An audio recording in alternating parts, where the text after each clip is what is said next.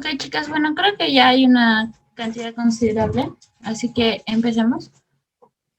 El tema de hoy día va a ser la desintoxicación del colon y por qué es importante tener siempre el colon limpio. Para esto vamos a empezar viendo cuáles son las características normales y cómo en realidad funciona un colon normal. Pero para esto es importante que ustedes conozcan qué parte de la vía digestiva es el colon. Sí pueden ver las diapositivas, ¿verdad? Sí. Ya. Entonces aquí les presento nuestra vía digestiva. La vía digestiva es muy importante para nosotros ya que se dice que en promedio el ser humano consume aproximadamente durante toda su vida unas 40 a 50 toneladas de alimento. Entonces es muy importante saber todo el proceso en el que se va a ver inmersa. Eh, es importante que también sepamos cómo comienza. Vemos el número 1 con los dientes, la dentadura, la musculatura de la lengua, la boca y las glándulas sublinguales, submandibulares y las glándulas parótidas. Todas estas secretan ácidos importantes para poder generar la digestión y el inicio de todo el proceso digestivo de los alimentos. Vemos que de ahí baja y se forma como un tubo general. Este tubo general termina en el ano. Entonces, es importante que nosotros reconozcamos que la vía digestiva es todo un tubo. Se dice que para que todos los procesos de la digestión se den correctamente, el cuerpo necesita mover 10 litros de agua, que están divididos en todos los electrolitos. También sabemos que hay muchos distintos tipos de células en cada una de las partes de la vía digestiva. Cada parte, es decir, cada tipo de célula cumple una función esencial. Muchas solo segregan enzimas que ayudan a diluir los alimentos, otras segregan hormonas que envían señales al cerebro para ejercer motilidad, otras son transportadoras de absorción de nutrientes, otras secretan otras sustancias para diluir mejor los alimentos, otras guardan los restos de la comida, etcétera. O sea, a lo largo de todo el sistema, de todo el tracto gastrointestinal, hay muchos tipos de células, cada una especializada en una función especial. También es importante saber que a nivel del colon, que va a ser nuestra parte más importante, existe un tipo de hormonas que se les conoce como el sistema nervioso humano secundario o el segundo cerebro. Esto se da a nivel de la pared intestinal, ya que son transportadores específicos que pueden hasta representar una masa de 1000 gramos de todo el cuerpo, de todo el peso corporal. Entonces, por eso se denomina como el segundo cerebro. Este segundo cerebro, como les digo, está en el intestino, contiene muchos diferentes tipos de células, al menos se han identificado 11, en las cuales cuando las aíslas, estas tienen una función específica según la hormona en la que trabajan. Las hormonas son secretadas a nivel del hipotálamo, del hipófisis, y van a actuar a nivel del intestino. El tubo digestivo, especialmente el colon, que es la parte que vamos a ver ahora, va a albergar una microfibra, es decir, como una microbiota o un microsistema de muchas bacterias, que incluso se conoce que hay más de decenas de trillones de microorganismos que van a ayudar a la digestión. Y también estas están inmersas en nuestro genoma. O sea, estas bacterias no solo vienen adquiridas, sino están inmersas en la formación cuando somos un feto. Entonces, están presentes ahí. Por eso también se dice que es gracioso que por cada célula de humano que hay en el intestino grueso o en el colon, hay como 100 hay como 10 tipos de células bacterianas. Entonces, es importante recordar que el colon es un gran portador de células bacterianas, pero que son buenas y son parte de la microbiota y nos ayudan a una mejor digestión. Bueno, ya conocimos la vía digestiva, ahora vamos a ver el colon. Este es nuestro colon, o intestino grueso, o otros nombres que tiene como recto, ciego, etcétera. Pero en realidad estos son los nombres de sus partes. Y vemos que no sé si ven el mouse, este anaranjadito chiquito que parece una salchichita doblada es el intestino delgado.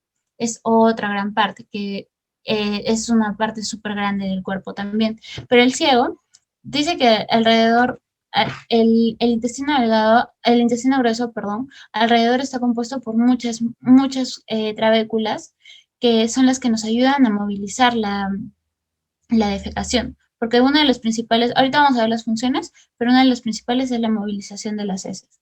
Entonces vemos que empieza en el ciego, el colon ascendente, el colon transverso, colon descendente, el recto y el ano. Esta es una imagen de cómo se ve el tejido del colon y cómo es normalmente. Vemos que tiene una mucosa, una submucosa, una criptas y una muscular. Lo que quiero que recuerden del colon es que tiene una capa muscular. ¿Esto por qué? Porque ejerce fuerzas de contracción para poder movilizar las heces. Y esto es una característica que no la tienen muchas otras partes de la vía digestiva. Entonces, también recordemos que el colon tiene nódulos linfáticos. Los nódulos linfáticos se encargan de cierta forma, de una función inmunológica que nos ayudan también a protegernos de algunas enfermedades. Entonces, sabiendo cómo es el colon normalmente, en qué parte de la vía digestiva está, toda la forma que tiene y toda la histología, es decir, cómo es el tejido en sí, ya sabemos cuáles son las funciones principales del colon. La primera es absorber agua, sodio, mediante un cotransporte, minerales y vitaminas. También es un gran reservorio y funciona como tránsito de heces y ejerce la defecación. Tiene funciones inmunológicas, es decir, también nos protegen, ya que también sintetiza vitamina K y ácido fólico. Entonces, una de las principales funciones del intestino grueso es el tránsito intestinal de las heces y la defecación. Esta se va a dar por una estimulación nerviosa, en la cual se producen una serie de contracciones musculares eléctricas que van a llegar al cerebro, y en el cerebro se envía una estimulación para que el esfínter anal interno y externo, que son los que vemos aquí abajo, en la siguiente imagen van a ver mejor, se liberen y puedan hacer el acto de la defecación cuando sea socialmente normal, ¿no es cierto? Este tránsito intestinal, esta defecación, aparentemente debería funcionar normal, pero siempre el ser humano comete muchas acciones, cambios en la dieta, no se cuida bien, que pueden afectar todo este tránsito intestinal. Como vemos, el apéndice es una parte muy pequeñita que en realidad no tiene una función muy importante, por eso dicen que cuando el apéndice se inflama, mejor es quitarla porque no cumple una función muy importante, pero tiene cierta función inmunológica. Entonces, que la quiten solamente no significa, como dije, no significa mucha variación en todo el tránsito intestinal, entonces no tendría relación con ninguna alteración de la defecación. Como vemos, aquí llega del intestino delgado las heces, el quimo, llega al intestino grueso y se va a empezar a formar a lo largo de todo el intestino grueso las heces. Y a nivel del recto ya están formadas las heces duras y se tiene que estimular a este nivel el canal anal, los esfínteres anales internos y externos para ejercer la defecación. Este es el reflejo de la defecación. En pocas palabras, cuando el material va a llegar al intestino grueso, este se va a considerar un material fecal. Este ya no se absorbe, por eso en el intestino grueso solo se absorbe agua, algunas vitaminas, minerales y sodio. No se absorben ya carbohidratos, ya no se absorben proteínas, grasas, ya no se absorbe eso, solamente agua. Entonces, cuando llega el material, llega al intestino grueso y esto se considera las heces, y todo este material que llega al recto va a producir una distensión en las paredes. Va a ser el efecto de la distensión, lo que se va a llamar un reflejo de defecación. Este reflejo de defecación va a ser enviado al cerebro y el cerebro va a enviar señales para que el propio intestino libere el esfínter anal interno, y cuando sea normalmente aceptado o cuando sea el momento de que la persona esté en el baño, se libera el esfínter anal externo y puede dejarse la defecación. Las bacterias que se encuentran, la microbiota que se encuentra en el intestino grueso, también sintetizan la vitamina K y la vitamina B12. Ya no absorbe, sino sintetiza, lo que les mencioné anteriormente. Por eso el intestino grueso también tiene una gran función inmunológica. También en el intestino recordemos que solo se va a absorber agua, minerales, sodio y también el reflejo de la defecación, que es muy importante para nosotros empezar y tener un buen hábito defecatorio. Es importante hacerle caso y tratar en lo menos posible de prolongar el tiempo en el que el reflejo está activado, porque una vez que tú activas tu reflejo de defecación es porque el intestino sabe que hay material fecal, pero si en ese momento no expulsas, generas que este reflejo pierda la eficacia que tiene normalmente. Entonces se recomienda no aguantarse mucho. Entonces, ¿cuál es lo primero que se afecta cuando tenemos un colon dañado? O sea, es decir, también hay producto de infecciones, las diarreas, que es cuando ya el intestino grueso segrega mucha agua, mucho moco por una infección, aumenta la osmolaridad, el tamaño de los canales iónicos, entonces se va a liberar mayor agua, por lo tanto se produce mayor líquido en las heces, por lo tanto se produce diarrea. Esa es una de las más comunes, pero es por causas infecciosas. Nosotros tenemos que ver la parte de la constipación, que es todo lo contrario, que es por causas ya frecuentes de la persona. Por ejemplo, una diarrea es más aguda, la constipación o el estreñimiento son más crónicas, es decir, van a lo largo del tiempo. Entonces, ¿cuáles son los factores de riesgo para la constipación? Primero, el mal hábito defecatorio.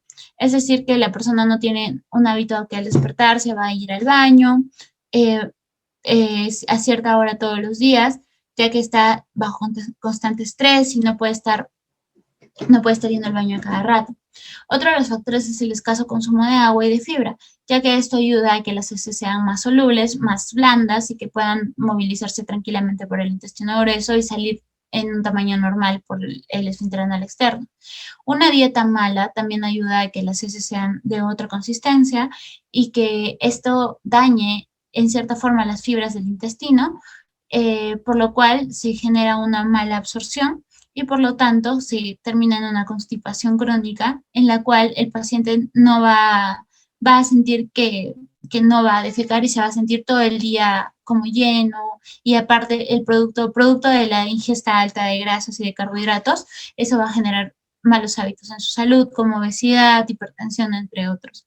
Y también está asociada a la genética, ya que existen enfermedades que producen estreñimiento o constipación que son parte de la genética y pueden ser producto de que los papás tuvieron la enfermedad, como que le contagiaron a los niños por medio de los genes.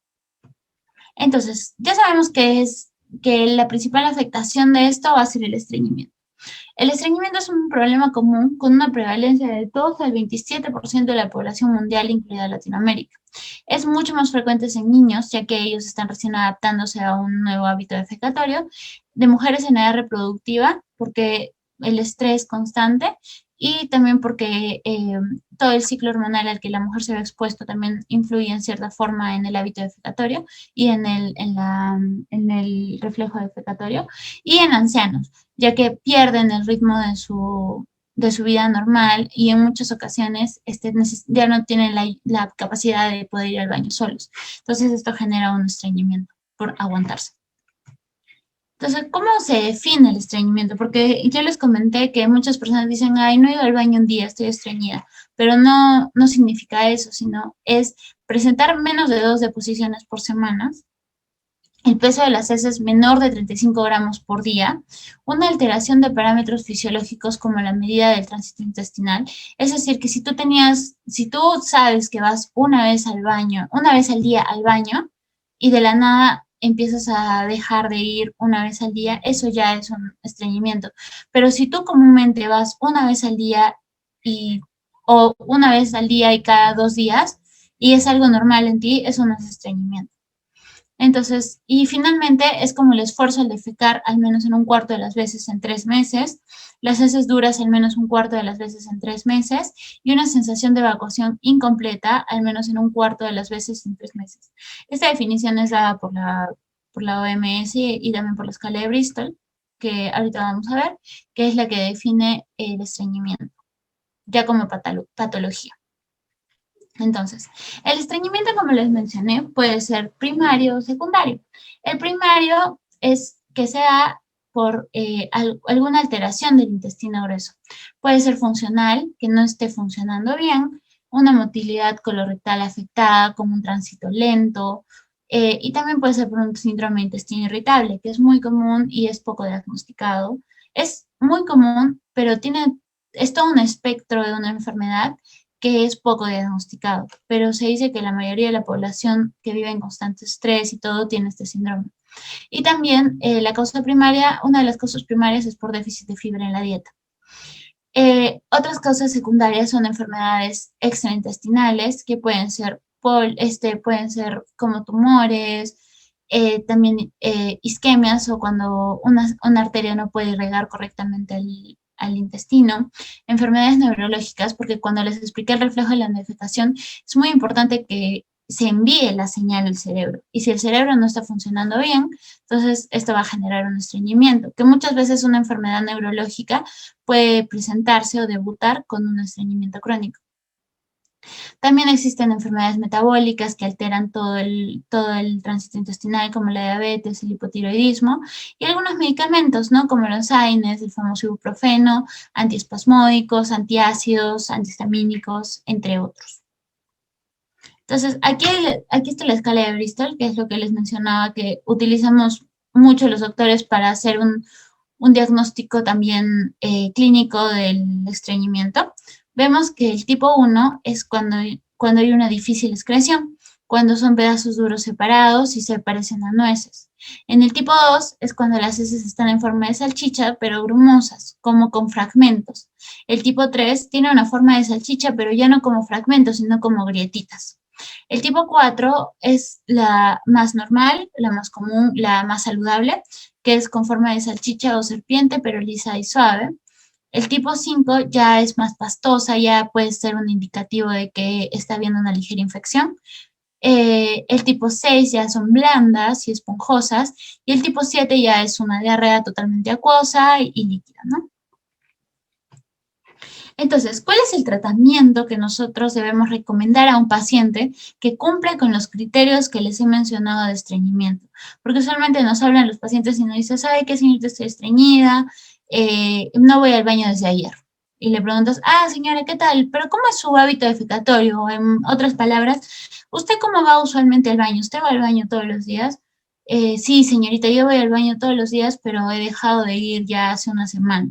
Ahí ya estamos frente a un estreñimiento, ¿no? Entonces ahí le recomendamos nuestro producto. También cuando el paciente nos dice que tiene mucho dolor al defecar y que no le cuesta mucho, sí llega a hacer, pero le cuesta mucho, ahí también debemos recomendar nuestro producto porque es alto en fibra. Por eso les puse aquí bien grande cuál es el principal, el eje del tratamiento, la dieta rica en la fibra. 25 a 30 gramos por día se dice que es lo esencial. Yo recomendaría hasta un poco más, la verdad, porque en mujeres, ¿no? Porque muchas mujeres sufren más de estreñimiento. Pero lo recomendado es de 25 a 30 gramos. Es importante y las exhorto a que siempre que hablen con sus pacientes les mencionen esto al momento de dar la forma de consumo del producto del Clean Body, que hagan un cambio en sus hábitos de vida. Hacer ejercicio, crear el hábito defecatorio en la mañana y a la misma hora del día, no desestimar el deseo de defecar, es decir, no aguantarse, y una buena posición al defecar pueden ser vitales para que nuestro producto sea efectivo en ellos, porque puede que consuman un montón de fibra, pero no tienen una buena posición al defecar. Y ¿sí les mostró una imagen? Bueno, ahorita les envío una imagen, las piernas deben estar un poco levantadas. Ahora los inodoros son un poco chatos, no, perdón, un poco altos, entonces las piernas siempre están como que en un ángulo recto. Pero las piernas, así nosotros bloqueamos el intestino. Si ustedes ven aquí, el intestino, esta es una forma de verlo desde el frente, ¿no? Pero si está en ángulo recto y si las personas están sentadas así, el intestino se va a doblar, entonces no va a poder darse una buena defecación. Se recomienda que la posición sea así. Entonces, siempre levantar un poquito las piernas, ¿no? Con un banquito o algo para asegurar la buena posición al defecar. Entonces, como les mencioné, les exhorto a que siempre que den tratamiento a sus pacientes con el Clean Body, les hagan estas recomendaciones para aumentar el efecto. Y bueno, finalmente cuando ya es un estreñimiento crónico que no responde al tratamiento, ya se recomiendan laxantes y procinéticos, ¿no? Pero eso ya es un tratamiento médico. Nosotros no damos un medicamento, sino damos un complemento, un suplemento alimenticio que nos ayuda a cubrir el plan A y el plan B.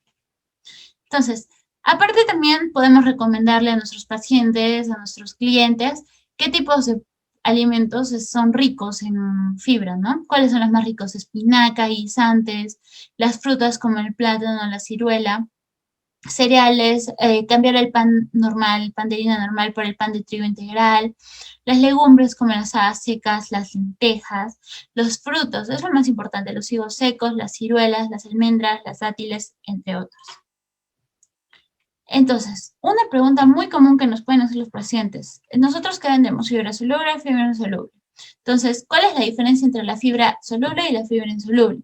La fibra soluble, como dice su nombre, es las que se disuelven en agua formando un gel, que son degradadas por las bacterias, que ya mencioné que son muy abundantes en el colon, que producen gas y ácidos grasos, los cuales estimulan el peristaltismo, disminuyendo el tiempo del tránsito intestinal. Este mecanismo va a aumentar la flora y el volumen de las heces, disminuyendo la consistencia. Lo malo de la fibra soluble es que puede generar flatulencias, distensión y malestar, por lo que algunos pacientes, para introducirla, tiene que ser paulatinamente, o sea, poco a poco para evitar que las rechacen. Esta fibra soluble es la que nosotros encontramos en legumbres, cereales como la avena, la cebada y las frutas.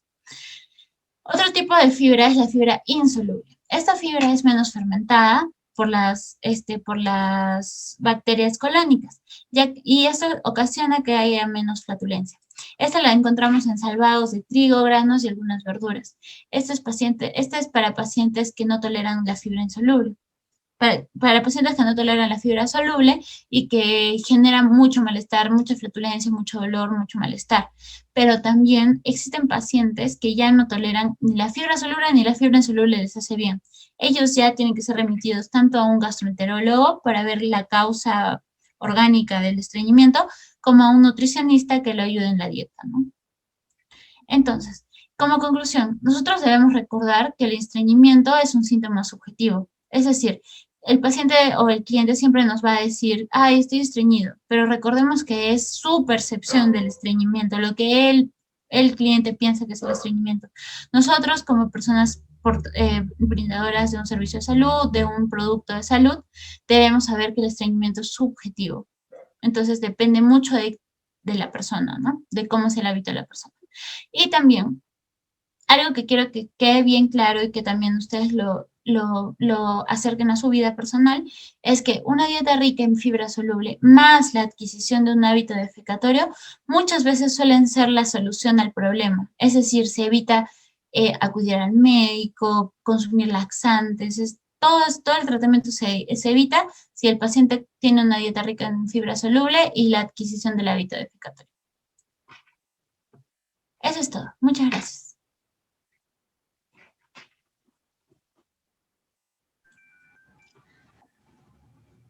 Doctorita, Dígame. ¿por qué es cuando varias personas me dicen que después de que han pasado por una operación, a partir de ahí se vuelven estreñidos? Es que es muy probable que, digamos, si es una cirugía de cavidad, una cirugía general, o sea, de cavidad abdominal y todo, muchas veces el intestino es tan sensible que lo tocan y se vuelve lento. Eso todavía se conoce como hilio mecánico y es normal porque es muy, como les mencioné, el intestino es como un segundo cerebro y tiene muchas fibras nerviosas y todo. Entonces, cuando se ve atacado en alguna forma, si no sea una cirugía exactamente del intestino, se produce el hilio mecánico. que es una complicación de las complicaciones más comunes de las cirugías. Esto tiene solución. Se tiene que tratar, el cirujano mismo general que los ha tratado, les dan lactulosa o los ayudan a defecar. Pero si esto ya es crónico, se debe ver si hay algún tipo de adherencia o si ha habido una mala cicatrización en la cirugía que esté impidiendo el peristaltismo normal del intestino. Entonces, hay que ver en el tiempo, ¿no? Si es muy reciente la cirugía, puede que sea algún tipo de brida, de adherencia, o si ya es algo crónico, puede que el intestino haya sido levemente dañado y necesite otro tipo de tratamiento, como hay incluso tratamientos de estimulación neurológica, eléctrica, para estimular a un intestino lento cuando no quiere funcionar, o sea, el intestino se niega a funcionar, tienen que como que darle una electrocutada para que empiece a funcionar. Entonces, hay muchos tipos de tratamiento, pero usualmente no se llega a esas escalas, salvo que sea muy, muy complicado, ¿no? Pero es normal, es parte de la cirugía, es una complicación frecuente de las cirugías y eso lo tiene que tratar el cirujano. Doctorita, pero también sucede eso después de una cesárea. Sí, porque si nosotros vemos en la imagen, está muy cerca el útero del, bueno, el útero está por delante, el intestino está por atrás, pero siempre hay una movilización, siempre hay un acercamiento. E incluso el mismo trauma de la cirugía, no porque sea un evento traumático, sino porque de hecho es un corte y todo en una cavidad, también puede generar algún tipo de hilo mecánico.